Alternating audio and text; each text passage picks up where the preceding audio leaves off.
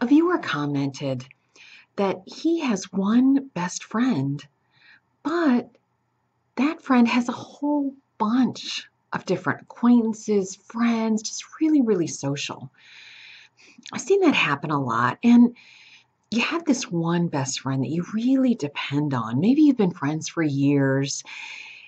And the problem is, this person ends up being a crutch because maybe you have a little problem socializing, but he or she is like this social butterfly. Sometimes it just comes more naturally to some people than others, and that's fine because socializing can be learned. Just because you're really shy, don't think you can't do it. I have seen the shyest people really come out of their shell and become super social. So don't think that you're born with it or you're not. That's not the case at all.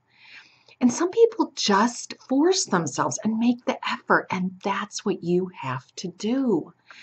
Because you don't want to be in a situation where you have one friend and that friend ditches you and you've got nobody. Don't do that.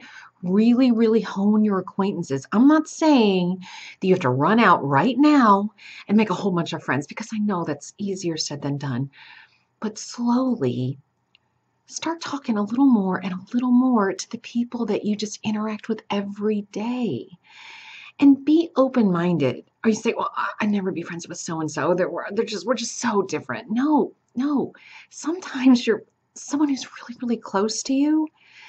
You look at them and you think, well, I never really would have thought of you as a close friend. But that's the beauty of it, because you're not competing for the same guys or girls or jobs, because you're so different and you really complement each other. So don't immediately discard someone. Oh, I can't be friends with them. Never. And by the same token, don't depend on one person for your social life, for emotional support, because something could happen. This person could really wig out on you and that's it. And you're like, okay, I'm all by myself. And that's okay too. But you want to have a support network. You really do. So again, start honing those acquaintances. Start talking a little more and a little more. You're not instantly friends with somebody. People think that, oh, if I just share my innermost feelings, I'm going to be really, really close to that person. And no, that backfires because they'll go talking behind your back because you don't trust someone. You really can't, not right away.